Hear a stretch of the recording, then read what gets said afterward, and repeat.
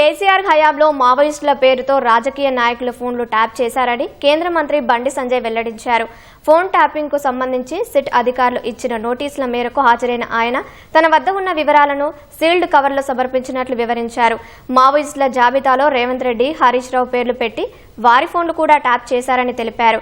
కేసీఆర్ హయాంలో అత్యధికంగా తనతో పాటు కుటుంబ సభ్యులు, సిబ్బంది, డ్రైవర్ల ఫోన్లు కూడా ట్యాప్ చేశారని తెలిపిన బండి సంజయ్ బీఆర్ఎస్ మంత్రులు, ఎమ్మెల్యేల ఫోన్లు కూడా ట్యాప్ చేసి వారి సంభాషణలను ఆలకించారని విమర్శించారు. కేసీఆర్ కుమార్తె, అల్లుడి ఫోన్లు కూడా ట్యాప్ చేసినందున వారిని కూడా విచారణకు పిలవాలని బండి సంజయ్ డిమాండ్ చేశారు. కేసీఆర్ హయాంలో ఎస్ఐబిని సొంత అవసరాలకు అడ్డాగా మార్చారని బండి సంజయ్ ధ్వజమెత్తారు.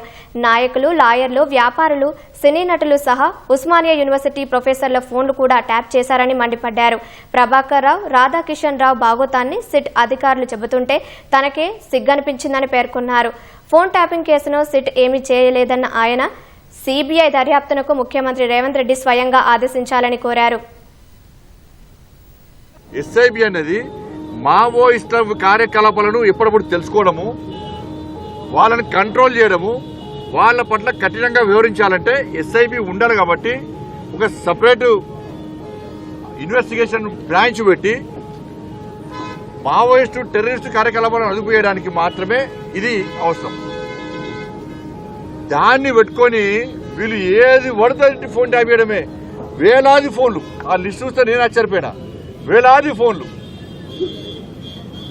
ఢిల్లీ నుంచి నాకు వచ్చిన ఫోన్లు, మా పిఎల్ఏకి వచ్చిన ఫోన్లు, మా డ్రైవర్కి వచ్చిన ఫోన్లు, మా సిబ్బందికి వచ్చిన ఫోన్లు అన్నీ కూడా లిస్టు మొత్తం ఉంది. ఆడ మొత్తం లిస్ట్ ఉన్నది. మావోయిస్టుల కోసం ఏర్పాటు చేసినటువంటి ఎస్ఐబిని ఈ కేసీఆర్ అనే మూర్ఖుడు, కేసీఆర్ కొడుకు ట్విట్టర్ టిల్లు ఏ విధంగా వాడుకున్నారంటే దాన్ని పక్కబెట్టి, మావోయిస్టుల లిస్టు పక్కబెట్టి రాజకీయ నాయకుల ఫోన్లను ట్యాప్ చేయడము. వాళ్ళ సొంత, నేను అందుకే సిట్టర్ చెప్పిన, మీరు మమ్మల్నే కాదు బీఆర్ఎస్ పార్టీకి సంబంధించి మంత్రుల ఫోన్ కూడా ట్యాప్ చేసే లిస్ట్ ఉన్నది. బీఆర్ఎస్ సంబంధించి ఎమ్మెల్యేల ఫోన్ కూడా ట్యాప్ చేసిర్రు. కేసీఆర్ బిడ్డది, కేసీఆర్ అల్లు కూడా ట్యాప్ చేసిర్రు. వాళ్ళని కూడా విచారణ విలువాలని చెప్పిన, వాళ్ళని కూడా విచారణ విలువాలి.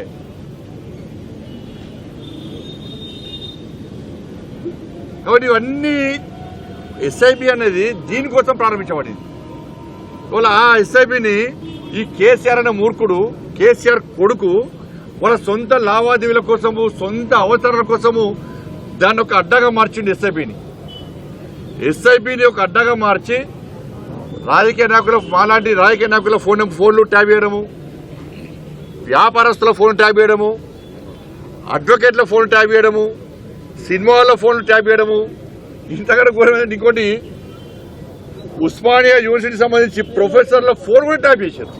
ప్రొఫెసర్లది వాళ్ళు కూడా స్టేట్మెంట్ కడేసారు. వీళ్ళు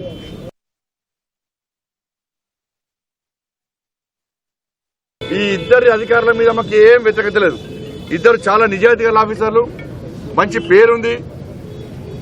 కానీ మాకున్న అనుమానం వల్ల ఈ రేవంత్ రెడ్డి గారి సర్కార్ మీద మాత్రమే అనుమానం. సంవత్సరమే వేల ఫోన్ ట్యాప్ చేసినట్టు ఆధారాలు దొరికినాయి. మీకు ఎన్ని సంవత్సరాలు నడుపుతారు దీన్ని? ఇంకా ఎన్ని సంవత్సరాలు నడుపుతారు దీన్ని?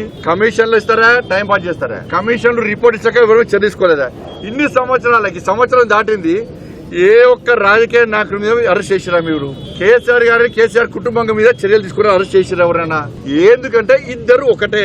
నేను ఈ అధికారులు అడుగుతున్న వాళ్ళ ప్రభుత్వం అడుగుతున్నా, ముఖ్యమంత్రి గారు ఫోన్ ట్యాప్ చేశారు కదా, ముఖ్యమంత్రి గారిని పిలిచి విచారణ చేసే దమ్ము వీళ్ళకుందా, అధికారం వీళ్ళకుందా? సాక్షాత్తు జడ్జిల ఫోన్ ట్యాప్ చేశారు కదా, జడ్జిలను పిలిచి విచారణ చేసే అధికారం వీళ్ళకుందా? ఎట్లా విచారణ చేయాలి? అందుకే సిబిఐకి ఇవ్వాలని మేము అంటున్నాం. మీరు సిబిఐకి ఇవ్వకుంటే ఇదంతా తూతు మంత్రము.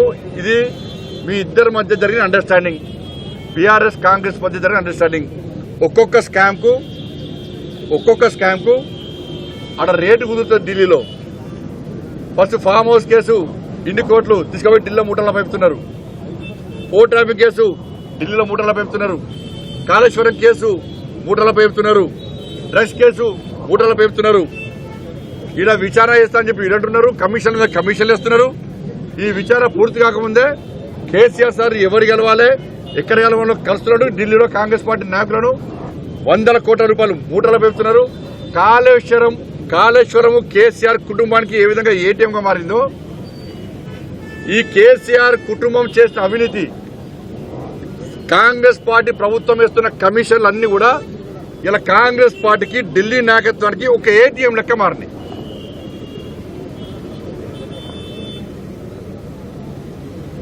ఇంత జరుగుతుంటే కేసీఆర్ కుటుంబాన్ని అరెస్ట్ చేసి దమ్ములేదు. లాస్ట్ రాష్ట్ర ముఖ్యమంత్రి గారు ఏం చేశారు? క్లీన్ చీట్ ఇచ్చేసి ఇవాళ మేము కేసీఆర్ ఏం చేయం. అదే రాష్ట్ర ముఖ్యమంత్రి గారు జైలుకు పంపినప్పుడు నీ ఫోన్ నీ కుటుంబ సభ్యుల ఫోన్ ట్యాప్ చేసిండు. ఎవరు చేసిండు? కేసీఆర్ చేసిండు, కేసీఆర్ కొడుకు చేసిండు. అటువంటి కేసీఆర్ కు క్లీన్ చీట్ ఇచ్చిండు రాష్ట్ర ముఖ్యమంత్రి. అంటే అండర్స్టాండింగ్ చేసుకోండి. కేసీఆర్ ఏం చెప్తే రేవంత్ రెడ్డి గారు గదే చెప్తాడు. కేసీఆర్ గారు ఏం మాట్లాడమంటే రేవంత్ రెడ్డి గారు గదే మాట్లాడతారు. కేసీఆర్ గారి అభిప్రాయం ఏందో రేవంత్ రెడ్డి గారు గదే అభిప్రాయాన్ని బయట చెప్తాడు. వాళ్ళ కేసీఆర్ గారిని చర్యలు తీసుకోమని చెప్పి సాక్షాత్తు రాష్ట్ర ముఖ్యమంత్రి గారే క్లీన్ చీట్ ఇచ్చేసిండు. ఎవరు ముఖ్యమంత్రి గారు చెప్తున్నాను, మీకు ఎవరిచ్చిన అధికారం అరెస్టు చేయని చెప్పడానికి? రాష్ట్ర ముఖ్యమంత్రి ఎవరు చెప్తే పోలీసులు కోర్టు చెప్పాలి. అరెస్ట్ చేయాలన్నా వద్దా అనేది ముఖ్యమంత్రి అధికారం ఉందా?